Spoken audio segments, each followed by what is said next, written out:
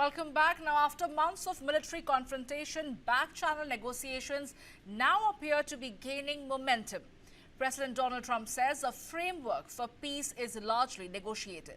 However, Trump said that he has instructed negotiators not to rush into a deal with Iran after earlier suggesting an agreement was close. Officials on both sides caution that key disagreements remain unresolved. Diplomats are discussing a possible 60-day ceasefire extension that could reopen shipping lanes through the Strait of Hormuz. And the proposed deal may also allow Iran to resume unrestricted oil exports in exchange for commitments tied to its nuclear program. But there is a major obstacle. The US wants Iran to surrender or remove its stockpile of highly enriched uranium. Iranian officials now say no such agreement has been reached. A senior Iranian source told Reuters that Tehran has not agreed to transfer enriched uranium outside the country, directly contradicting reports from some US officials who claimed progress had been made on that front. Now, at the same time, Vice President J.D. Vance says negotiations are moving forward and either side wants renewed war. U.S. Secretary of State Marco Rubio today said a possible agreement with Iran was still within reach, signaling cautious optimism despite ongoing tension and stalled negotiation between Washington and Tehran. Now, despite the diplomatic optimism, tensions remain high. Just days ago, Donald Trump warned that the U.S. could strike Iran again if talks collapse. The U.S. Senate, however, is considering legislation that would limit the president's ability to continue military operations against Iran without congressional approval. Financial markets are already responding. Oil prices dropped sharply today on hopes that a peace agreement could reopen shipping routes and reduce fears of supply disruptions in the Gulf. Now, oil prices fell 6% to two-week lows on Monday. Gold prices, however, climbed as investors remained cautious about the uncertainty surrounding the negotiations. The West Asia conflict began late February after coordinated US-Israeli strikes on Iranian targets that triggered retaliatory missile attacks and naval tensions across the region. And since then, both sides have alternated between military threats and diplomatic outreach.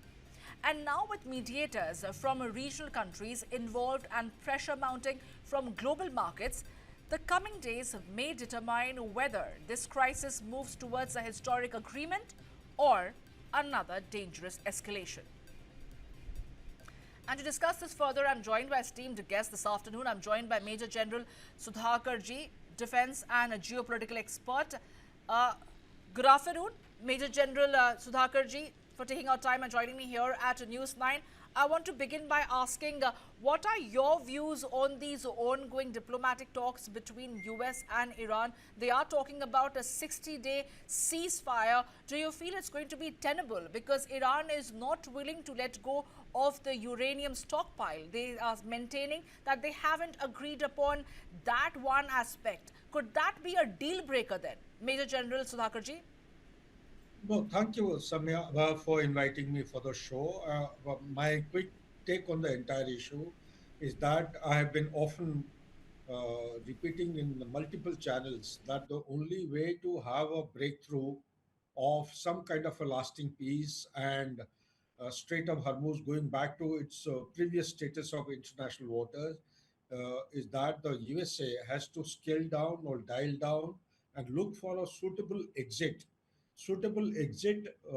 with victory. It could be a fictional victory, although that is the only way. And past 24 hours or so, the signatures which have been actually emitting from the environment, and particularly Marco Rubio's statement, they suggest that USA has started dialing down in its erstwhile demand, number one. Number two, Iran is being negotiated with some kind of a assuring indication to lift the embargo on Strait of Hormuz, thereby opening it in a graduated incremental manner. Number three, there is going to be some method worked out between USA and Iran to streamline the movement of the vessels incoming and outgoing, as also something is going to be decided on the toll charges. So all these things put together actually leaves one major issue, like you rightly raised, about the enriched uranium.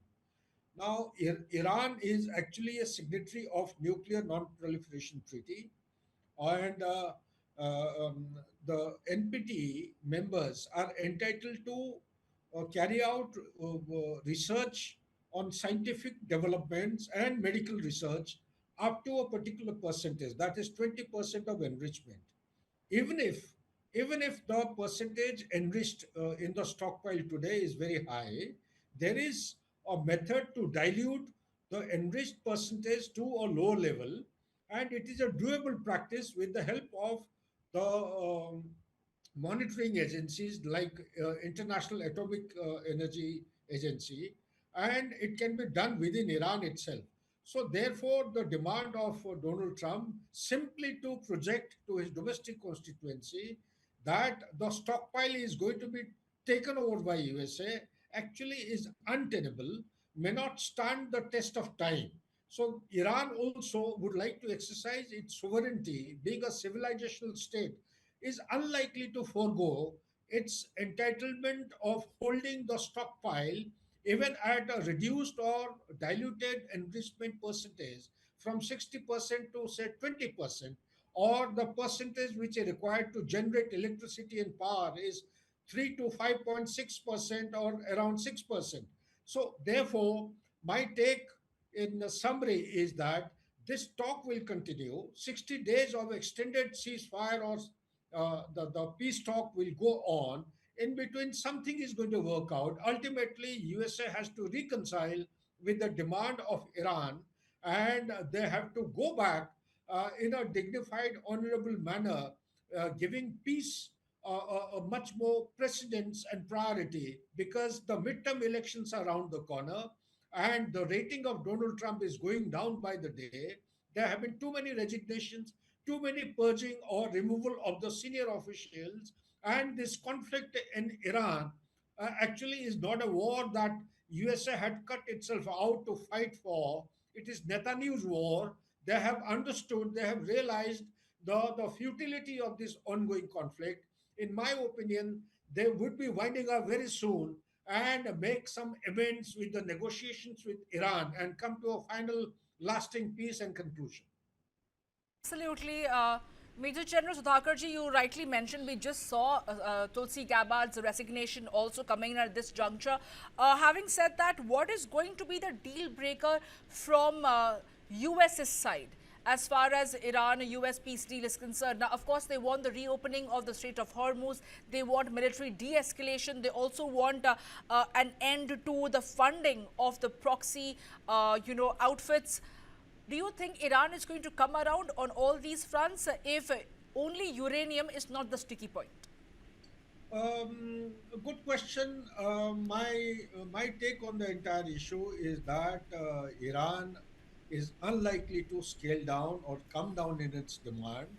It is USA, in order to uh, find a suitable exit with victory or dignified, honorable exit, has to reconcile with the demands. These demands may be couched and articulated in different form, and in order to satisfy the domestic constituency and give a face-saving exit for the US forces, one issue. Second, as far as you raised the points regarding the military capability, now Marco Rubio yesterday repeatedly in number of interactions and media platform interviews, he has given out that the America has achieved its military objective. If you take your mind back, America at the time of commencement of this conflict had neither stated any military nor any kind of political objective. It is an afterthought.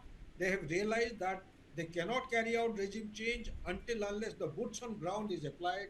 Boots on ground is cost prohibitive because the body bags, the people in USA do not have appetite for the body bags. So therefore, regime change is, it's a no-go kind of a situation or option. Coming next is the military objective. The CIA itself has given a report that despite the 40 days of conflict and hammering that USA, Israel put together have given to Iran, Iran still is left with a combat residual power or capability of at least 4 months. As per my calculation, it is coming to 6 months, but let's go by what CIA says. That 4 months is good enough to actually raise the cost of winning a war for USA and Israel. As such, 40 days war itself, Iran by its cost asymmetry or asymmetric deterrence, that is, a drone costing 20,000 is to be addressed by minimum two to three missiles, each one costing $4 million. So that is the cost kind of a disparity. So therefore, raising the cost of war means it is by money, it is by time of manufacturing. The defense industry base of USA is not able to cope up because one interceptor takes anything between 1.5 to 3 years for manufacturing. A Tomahawk missile, the capability of USA as on today, defense industry can produce maximum of 84 Tomahawk missile in a year and go to the Patriot missile, they're already in a strategic deficient form. The Right. entire strategic reserve has gone down to almost about one third. Therefore, it leaves USA with no option to actually wind up and, in an honorable manner, scale down, dial down their demand, and negotiate with Iran to a final conclusion, kind of a peace and lasting peace, and also open Strait of Hormuz and get it Yes. back.